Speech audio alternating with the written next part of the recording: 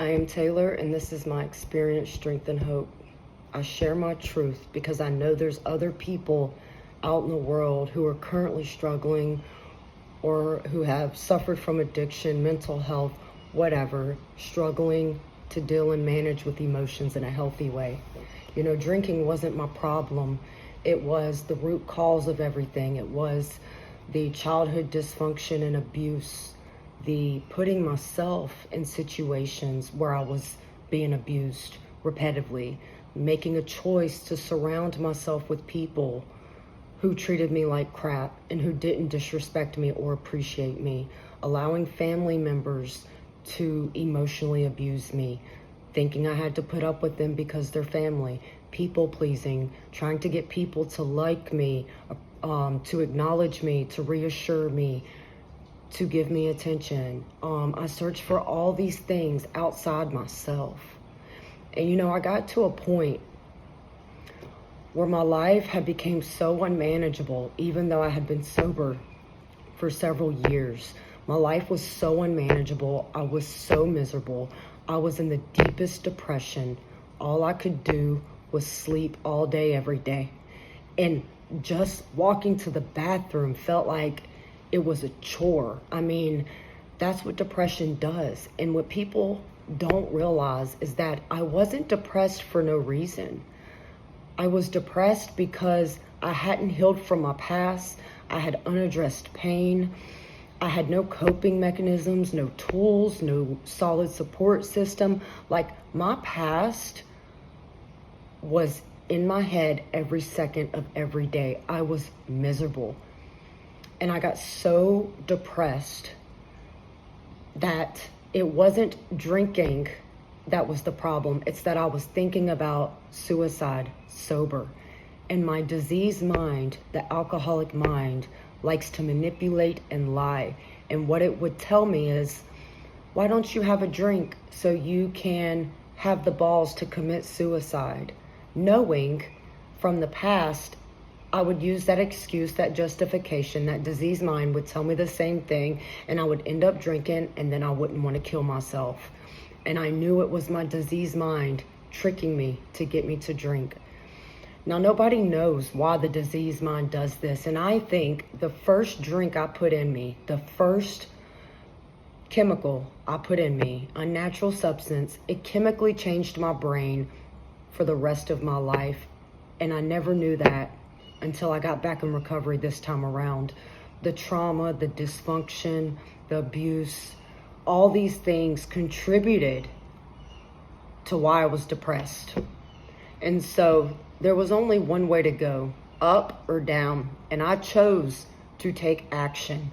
I chose to do what my brain didn't want to do because I knew it would benefit me. And it was so hard in the beginning doing that.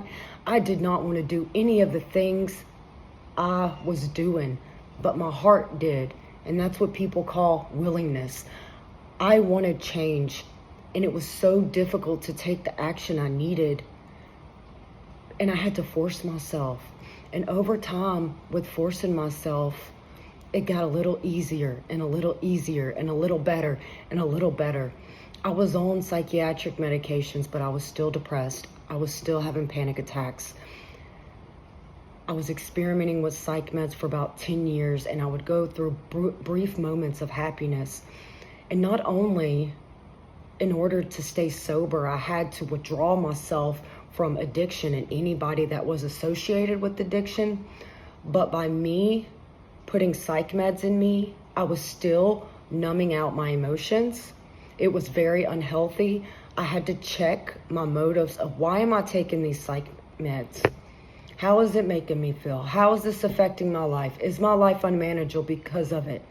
I had to really self-reflect, and it was the most hardest thing I ever had to do my entire life.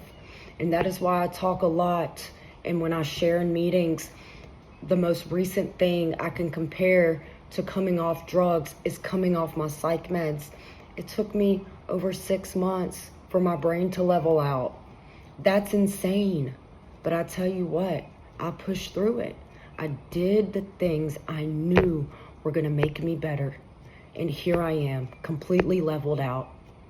learning how to manage my emotions, learning how to communicate with people in a healthy way. Now, I'm not saying I don't have any issues, because I do. I'm just learning how to deal with them in natural ways. My nervous system gets very dysregulated.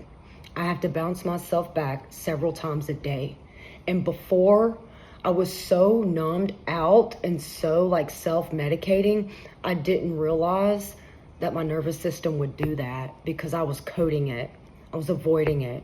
And so by me coming off my psych meds, I started feeling emotions how I never had before. I don't even remember being like that as a child. At some point in my life, through the trauma, the addiction issues, and the pain, it changed my brain forever.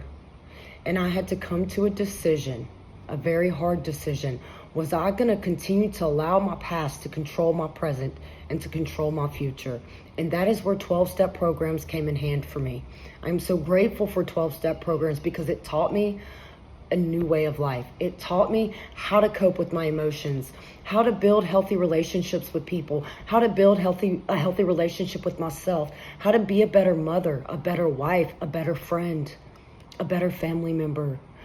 I was not taught how to do these things. So it became my responsibility to stand up and teach myself, because nobody was going to change me for me. I had to change myself from within. And it starts with a choice. I chose recovery instead of alcohol.